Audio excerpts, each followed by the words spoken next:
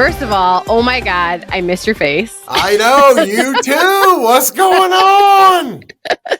All the things. Well, you've got more going on than I do. Who did you just interview? Uncle Cracker just stopped by the studio of all people, being that I'm on a country show, but he just got off tour with Kenny Chesney, and he's got a new album out, so he had some stuff to talk about. Do you work in a home studio, or do you work outside of an actual studio? Yeah, so no, I'm in Nashville, so it's not my home. The company I work for is Town Square Media, and they rent like this studio space. And we've been here for about 5 or 6 years, and it's so cool, like as a radio guy, because like this is just my space. So I don't have to like share a fart chair per se with anyone, or a mic with anyone, which has been like awesome. Well, for people that don't know, we met at Channel 955 when we both worked in Detroit. You were the night guy, but you were not Evan Paul. You were Big Boy. Big Boy, yeah. And that is how I met you. I got a job as the producer for the morning show there, but we shared that studio. So sometimes you would leave surprises for us in the morning and vice versa.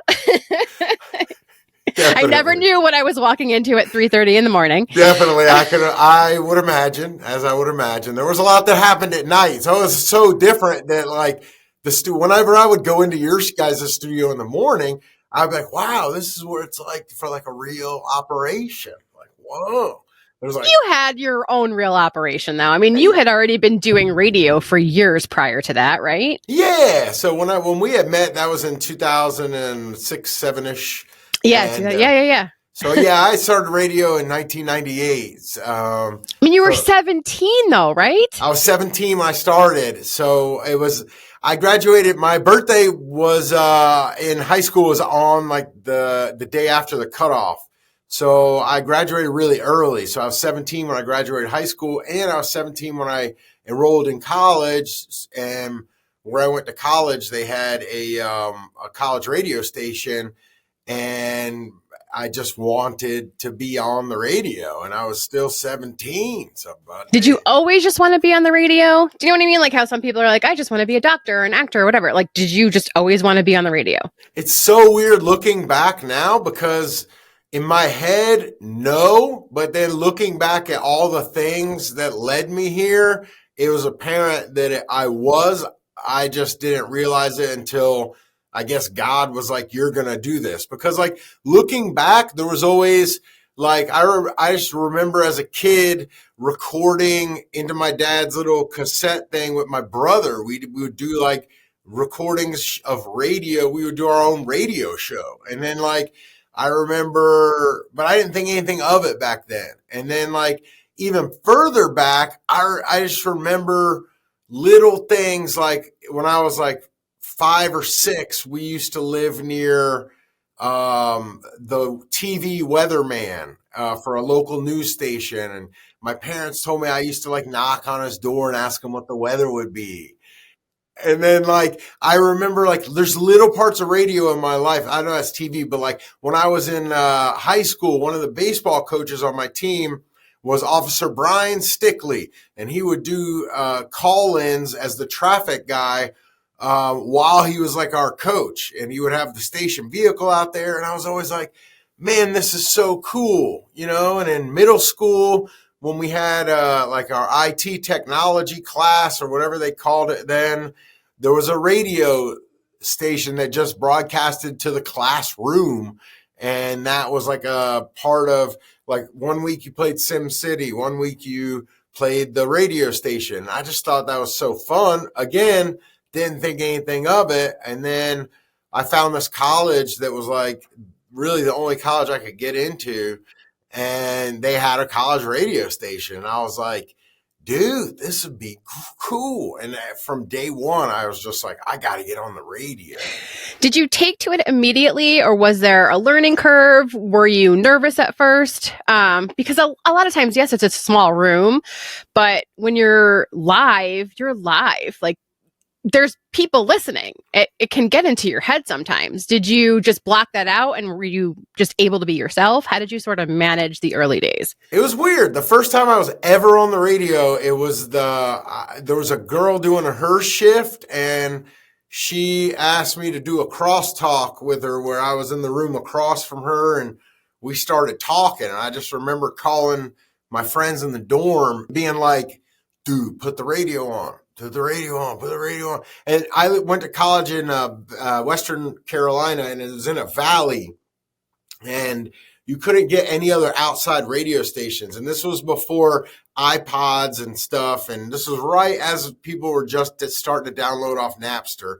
And radio was a big deal. And college, our station being the only one that got to the whole campus and surrounding, was a big deal. We played everything. You played what you wanted to on the radio when you worked your shifts. Yeah. So I was like playing Jay-Z, then I was playing like the Eagles. So it was like, you could play whatever you want. And I just remember, like, after hearing my voice on the radio, and all my friends hearing it, talking with the girl, her name was Tigress. And I've tried to find her. I don't know where she's at now. I don't think she does radio, but she put me on. And I remember having these little things on and getting my little thing like this. And I remember hearing my voice come through here. And I remember that feeling. I'll never forget that feeling. And from that moment on, I was like, I want to be on the radio. And they were like, well, we do a 3-hour shifts, and it's all run by college kids, and there was no shifts open. And they were like, as soon as there's some shifts open, but why don't you come in here and learn how to do it in the meantime? So I got them to teach me how to like load the CDs and answer the phones and turn on the microphone and everything. And then sure as like one day, they were like, hey, we have an opening Monday, Wednesdays, and Fridays to do, I think it was like 1 to 5 or something in the afternoon. Afternoons.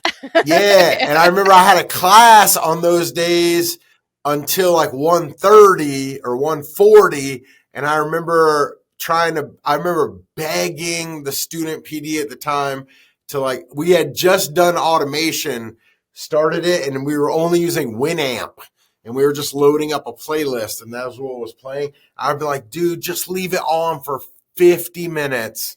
And then he was like, all right. And then I chugged up the hill. It was up a hill, and I did it every Monday, Wednesday, Friday. I ran just to get my first break in. I was out of breath. Like, ever since then, like, it just has been like something that I just always have loved. I never really got nervous. That's amazing. Would you think about your breaks in advance, or are you always just sort of a flow person, like get into flow state and whatever happens, happens? So when I first started in college radio, I didn't think of anything in advance. We were just doing it.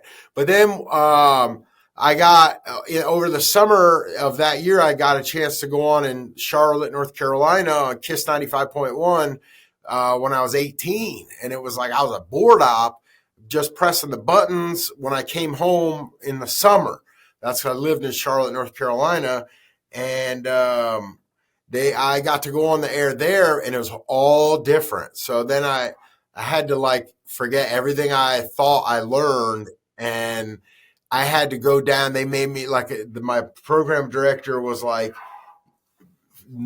less focus on your personality and more focus on how to catch a ground ball before you start really diving for the ball per se. So it got all the way back to like writing out KISS 95.1. This is blah, blah, blah. This is, and coming up next, just to learn like the schematics or whatever that word, the formatics. It's the fundamentals, learning the fundamentals, the basics of radio.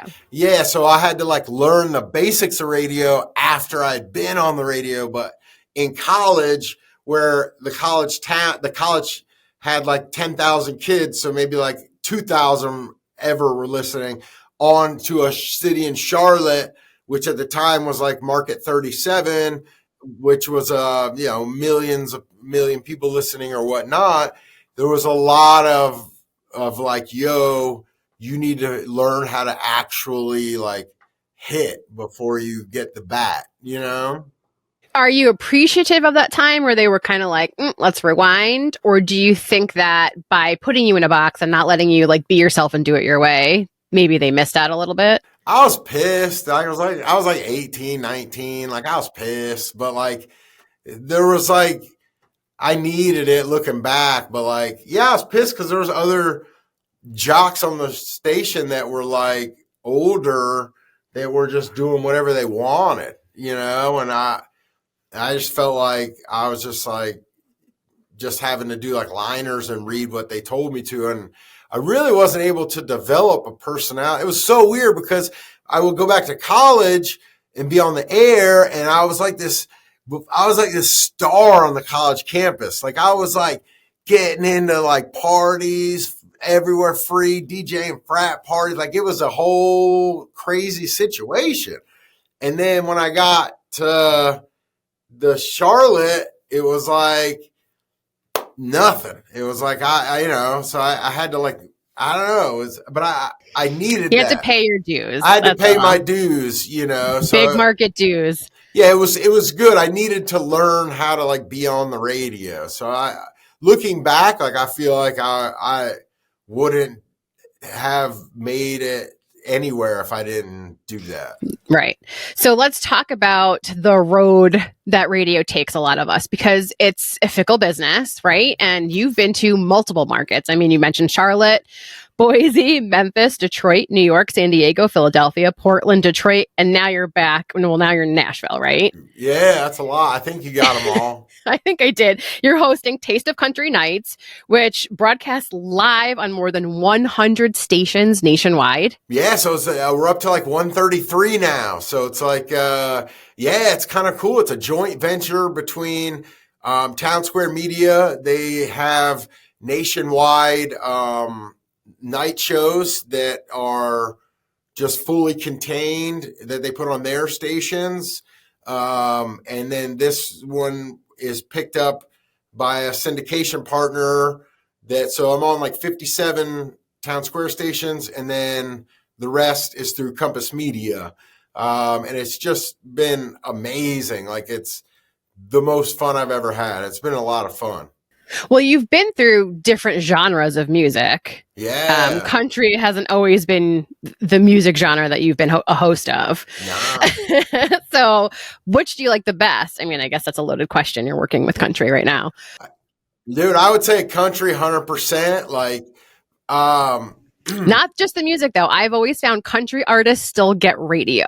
They do. They're the sweetest, nicest people, and they still get it. Everybody else could care less. They do, and it's not even. I mean, I listen to a lot of the music, but like, I don't know a lot of the music from back in the day. Like, I didn't listen to that back then, but I can't speak more positively about the artists, the genre, the machine that is country music. These artists are the nicest people. Everyone's like, who's the nicest? I'm like, I can't answer that. I've never, and they're like, well, who's the meanest? I'm like, I can't answer that. I'm like, nobody, it's literally a family and they understand the machine and they work with the labels.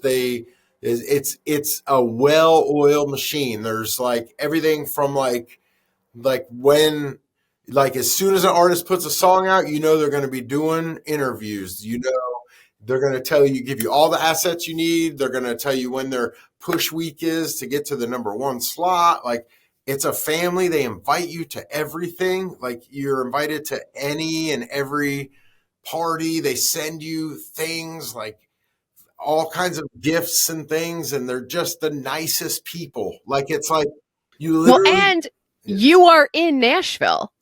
I'm right and here. You've been there for so long that people love you, number one. So when they're breaking music with you. Yeah. Do you feel like how huge that is? No, I don't know. And I don't know. I just like, I'm just grateful that like I could just do it. And I haven't really took time to like think about it. And I try to like not get too caught up in it. And like, you know, I'm here doing my job. They're doing their job. We're friendly. We all like each other. You know, would we all be friends if I lost my job tomorrow? Probably not. And I get it. and I get it. I know my place. I understand that. But on the other end, it is cool to like be able to be in these rooms with these people and like learn so much and just be able to hang out with them. You know, Well, I want to talk about radio and losing jobs because a lot of our people lost a ton. I mean, tons of cuts across the board. What advice can you give to these people who are now looking for jobs, whether in radio or otherwise? You've been there, done that. You've had the ups and downs. You've been looking for radio jobs before. What advice do you have for them? I don't know. It's so much has changed since I've even been here since 2019.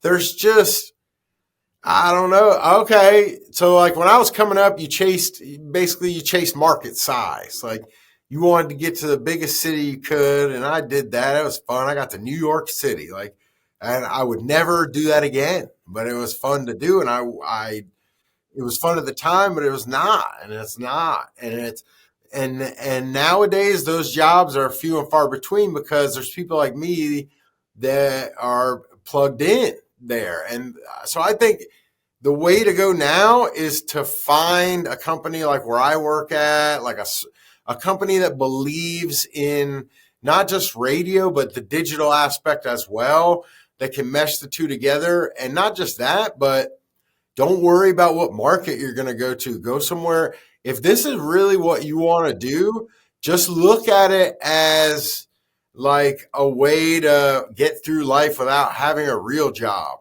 And you know what I'm saying? Like find a smaller company, a smaller city, somewhere where radio is still alive in the cities where I'm on the radio, like in some of the smaller cities, like radio is going. And these people want content from people.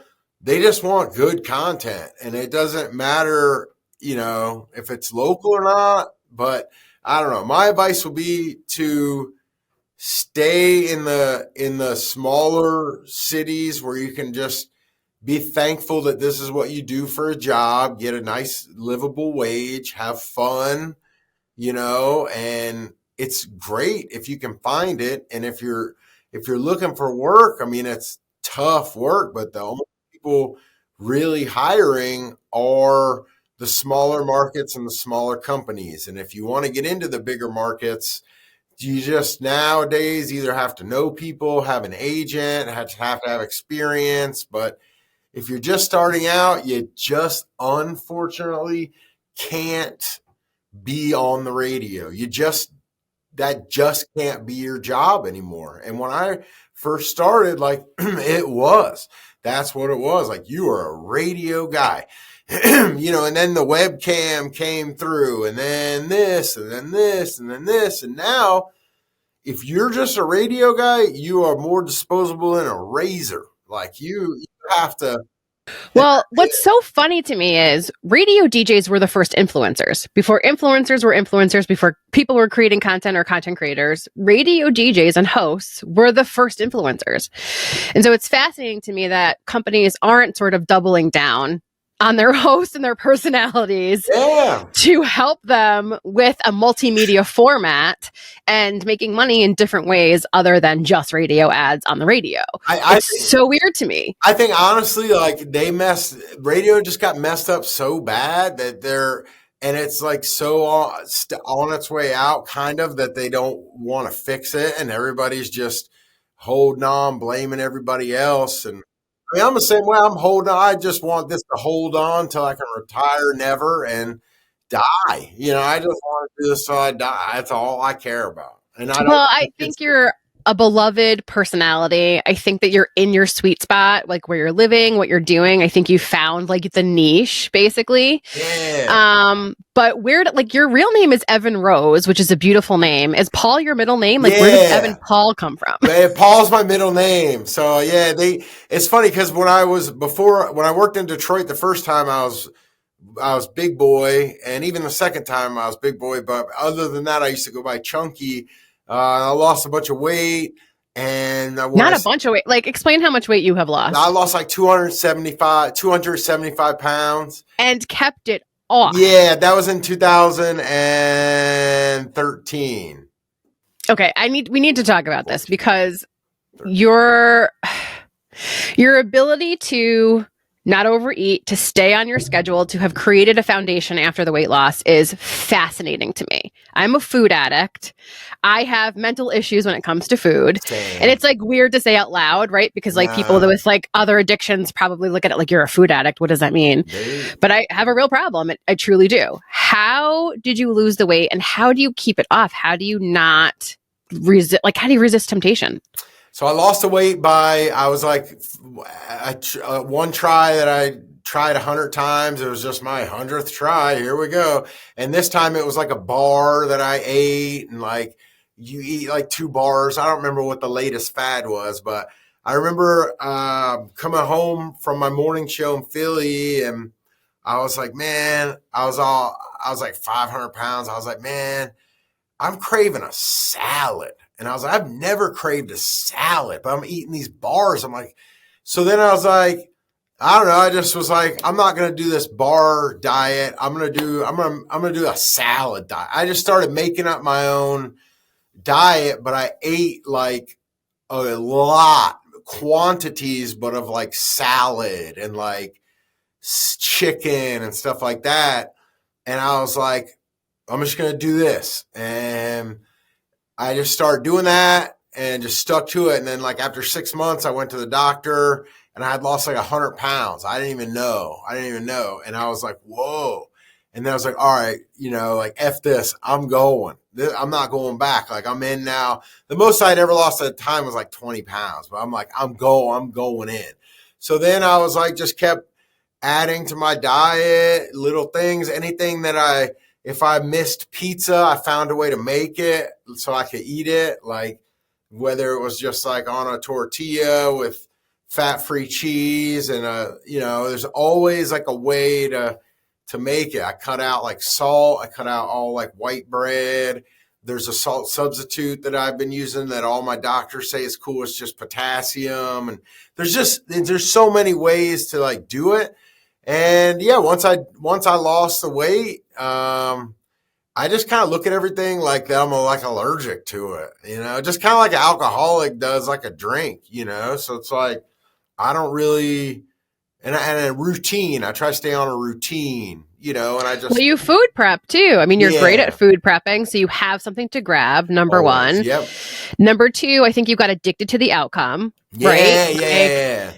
Get addicted to the outcome of losing the weight and feeling healthier. Yep. I mean, I can't imagine being almost 500 pounds and what that does to your lifestyle and your mental health. Yeah. But you don't honestly like didn't know it at the time. Like I was loving life. I was in New York being a radio DJ and clubs and, and it was like, but after like now there'll be like, just yesterday I was running through Walmart with a 40-pound bag of wood chips. And I was like, it wasn't even like phasing me. And I was just thinking like, I could never have done this. I could never have raised kids like this, but at the time you don't know that, but afterwards you really do know that, and I still eat a lot. I eat a lot, but I eat broccoli. I eat a lot of chicken. I eat a lot of apple chips that I make, I make a lot of my own food and stuff. And everyone's like, I don't know, even at Thanksgiving, like even my mom is like, can I eat this cake in front of you? I'm like, I am fine. Like, I don't want the cake anymore. Like, I'm good. That is so fascinating that your body adjusted and your brain was able to just turn off those like transmitters because like sugar is like crack cocaine, basically. Like once you start, you can't stop. My thing is I remember what it all tastes like. I remember what it all smells like. I remember like I remember if my daughter's eating Doritos, I'll go up and smell them and I'm like, oh yeah. I just don't need, I don't know. It was weird. Like when I was extra fat, like I don't know. It's hard to explain, but like I would be like, man, I only had 4 cheeseburgers today. Why did I gain weight? They were little. I thought like eating a little bit of whatever it was okay, and now that like, I don't know, I just started to understand like how food did what it does to your body and everything. It was just easier to like be like, I'm not doing that. Oh, I like that idea that food is fuel. And I also like the idea of convincing myself that I'm allergic to it. Because I mean, Yeah. I have gut issues, I have liver issues. So, like, honestly, I shouldn't be eating a lot of the stuff that I'm addicted to eating. Yeah. So, I and mean, then you I just, eventually get sick and then I end up in the hospital and then we start all over again. yeah, it's tough, it's, I don't know. Someone once told me like, if you want to lose weight, you'll know when it's time, and you'll know like, and every time you try, you'll think you have known. And it's the same as like falling in love. When it's just, when it's time, it's time, and you can save yourself in a sense. Like, when I go to my doctor now and they take blood and run my tests, my doctor, he told me he has like 2,000 patients, and on paper, like, I'm one of his top 5 healthiest patients. And like, he didn't know me back when I was like extra fat. And like, I found this place where I went to the doctor in 2010, and I found my blood test records. They still had them. And I dug them up and I brought them to my doctor. Because I don't know what any of that says. And he compared the two, and he was like, if you told me, if I'm not sitting here in front of you, I wouldn't be convinced this is the same person on paper. And it was like, I was like, he was like, look at this number now, and it'd be like 1.7. And he'd be like, look at this, and it was like 40. And I'm like, that's crazy to me. So like, it's just it's an overall feeling of well-being. And then also making it a lifestyle, not a diet. Yeah, It I'm is a not lifestyle change. I call it like I have to change my food vocabulary. Yeah. Right? Like, these are the foods I can eat. Stop focusing on the things I can't. Yeah. You just have to. And I'll give you an example. So like, recently, not recently, maybe like a year or so, the first time I interviewed Jelly Roll, he was asking about my weight. We were talking about losing weight, and he told me like, before I told him what I eat and how I eat, he's like, I've tried to just eat broccoli and chicken and fish. And he's like, it ain't gonna happen. He's like, you're not just gonna eat all that forever and not eat your other. And then, but I was like, dude, I don't know. Like, I kind of do that.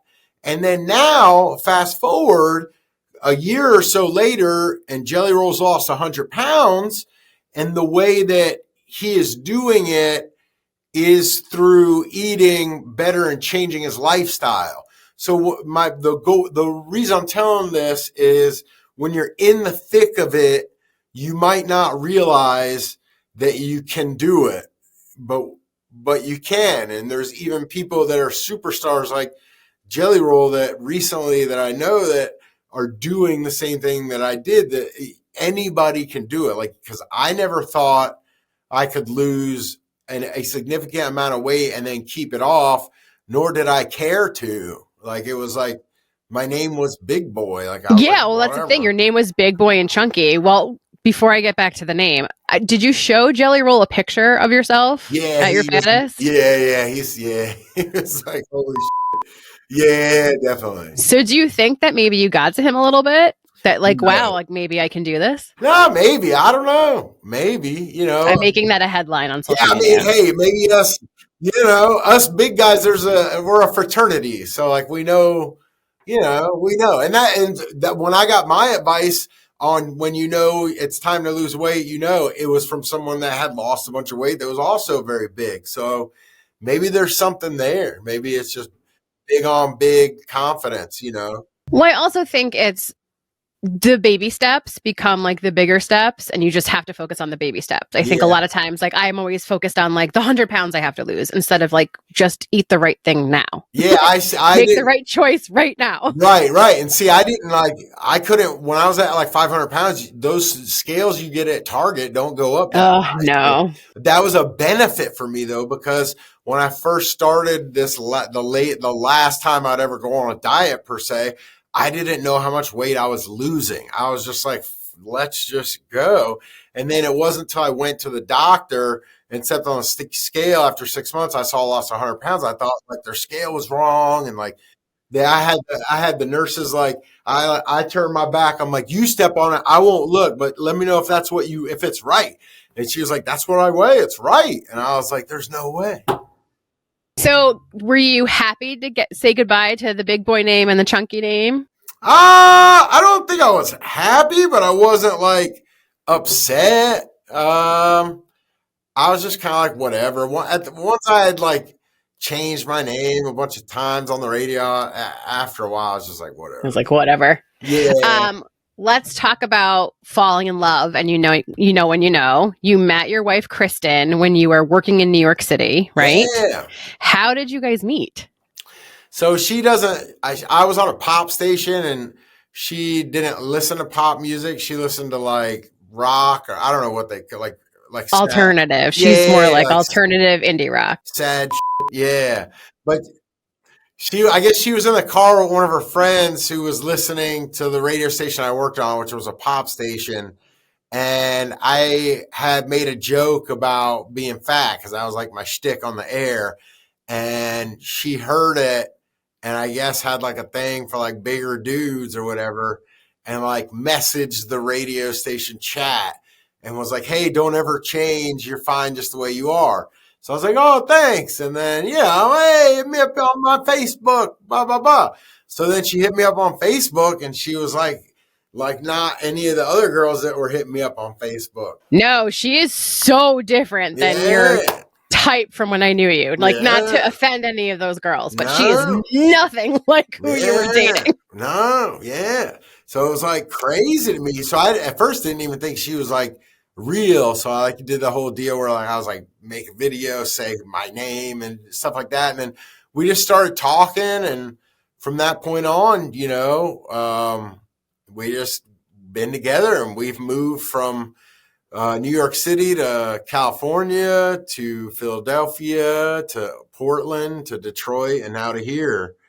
And well, it takes a lot. I think it takes a lot to be the partner of a radio host, especially if like all those. I mean, it's not easy. You question every time, like, why are we doing this again? Yeah. So, like, props to her for number one sticking by you, and props to you for believing in yourself and your radio talent because you've never really given up. You've always known, like, this is what I want to do. Yeah. There's been a lot of people that I haven't made it. That I'm just very fortunate that I've had the opportunities I've had to be able to not give up, and yeah, she's just been the best. And she's a photographer and a music photographer. So like, she's actually worked a lot with me in the cities I'm in, getting her own gigs. And she has like her own established business now in Nashville, taking pictures where I'm using her name to get into places. So it's like, yeah, it's like,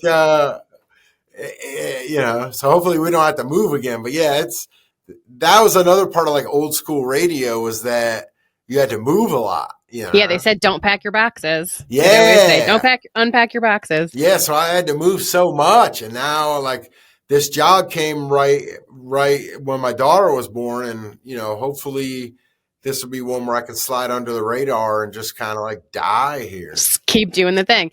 So your daughter's 5, your son, I think, just turned 1, right? Yeah. How has having children now changed your life? Oh man, everything that everybody ever said is like true. Everything where we're like, yeah, whatever.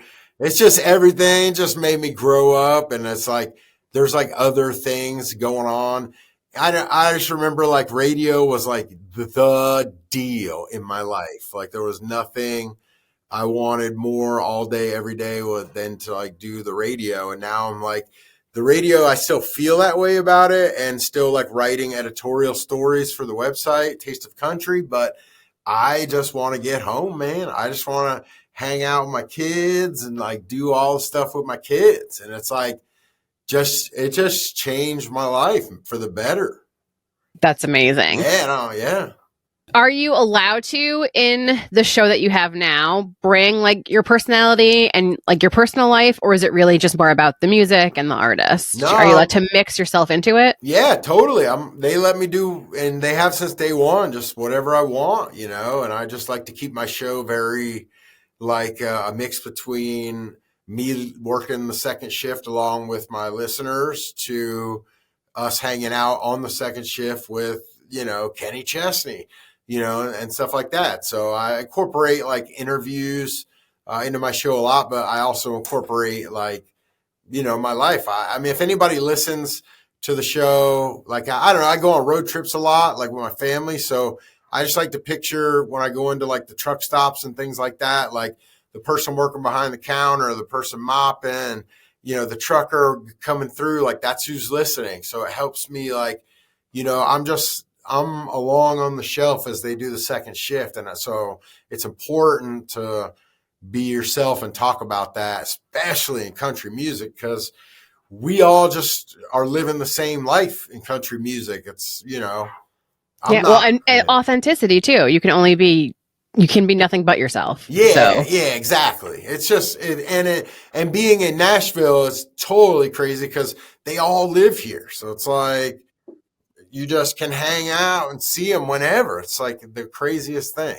do you get like last minute calls sometimes where it's like so and so is in town, Evan? Can you Yeah, throw him in the studio for a quick yeah. 15 minutes? All the time. Yeah, all the time. And it's like, there's definitely a bar to which, I'll come back for if I've already left for the day, I've come back before for like Kenny Chesney and, but, so it's like, definitely, there's definitely last minute, especially the really big artists when they have like moments that they do stuff, those are usually last minute. The ones that, it's not true necessarily. I mean, there's some that are some of the big artists that are like planned 3 months out. Then there's some big artists that they're like, hey, this guy's going to be in town filming a video. Can we stop by?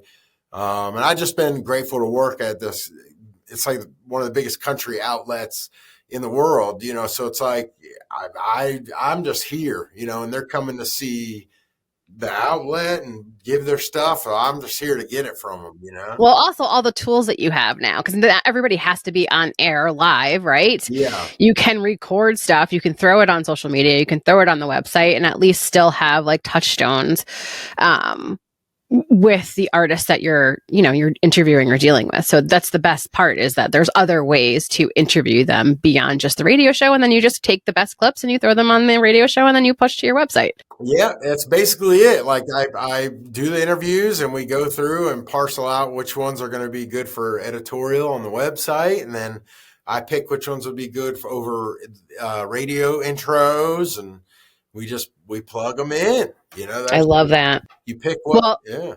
You've done nights, you've done mornings. Which do you like better? Is there like a time frame that you're like, oh, I love this? I like the morning show format and the vibe of being able to do a morning show the best. It's tough waking up that early, but I kind of do anyway with kids now, so whatever. But I like that the best. But then I also like the night show because you get to like connect, because you don't have to, like, the music lives as this focus. So it's like there's not so much that you have to like, you're driving the actual train as opposed to being the train per se. So It's a different vibe. yeah, it's a different vibe, and I'm really enjoying that in this, whatever the kids say, era of my life. Well, also, and honestly, I worked in morning radio between both shows that I've done for over 15 years, and I didn't get to be morning parent for years. And that was so hard. Like the first time when I finally left radio for the opportunity just to start my own thing, I was like, oh my God, I just realized I've never been able to be there for my kids in the morning, which is like mind blowing. I know. And I'm glad I've never, like, when I did mornings, I didn't have any kids, but I could only imagine, It's, I'm so glad I don't have to miss that anymore. I know. And those wake up calls of like Oh 2:50 God. or whatever. Oh, I know. Exactly. yeah. Um, just really quickly, I want to ask you one more weight loss question and then Yeah. we can wrap up. But do you have excess skin? Did you have plastic surgery? When you lose that much weight, your body changes. Did you like go through any changes? Did you get plastic surgery? My mom was just telling everybody at the Thanksgiving table this over the weekend. Like, it's so funny. I came back from like getting chicken or something at a table at a restaurant.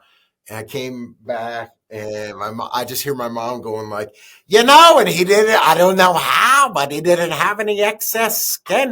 And I'm not sure. I had like a little bit on my arm, but like other than that, like, I think I was like, when I was 500 pounds, I feel like I carried it all over my whole body. I didn't like everything was just big. So I feel like a lot just kind of went back in and I didn't have that problem. Like, You're lucky. I That's know, amazing. like I work with a guy that had bariatric surgery and then had the skin surgery after and same thing as me, almost 500 pounds. And I don't know. I didn't have that problem. And I don't know. I've looked it up many times and like some people do and some people don't. I don't know if it's just like a skin thing. I Well, don't God know. bless you. Yeah. Damn. Yeah. I mean, look, I'm not the best looking guy naked, but I'm not the worst. You know what I'm saying? Well, and you found the one, so it doesn't matter. That's All right. right. Really quickly, how can people listen to your show? Where do they go? Okay. So if you just go to tasteofcountry.com and then click on the night show and it'll give you a list of every city I'm in on the radio portion. But if you're somewhere where I'm not, you can stream the show live on the website as it's happening at tasteofcountry.com every night. It's on the Eastern time zone schedule on the website. On the radio, it runs 7 to midnight in the respective city that it runs. Or you can follow me on social media at Evan Paul on air that way. And there's links that way. And is there a country star you haven't interviewed yet that you're like, I would love to get this person? There's one, George Strait. Okay. Why, George? I've interviewed everybody, like Dolly Parton. I've interviewed Oh, Reba. I love her. I've interviewed everybody I could even ever think of and their mother, but the elusive George Strait. Before it was George Strait, Blake Shelton, but I just got Blake at the CMAs. I just haven't had the opportunity to interview George Strait. All right, we'll have to figure that out, George, if you're listening, FYI. Yeah, that would be sweet.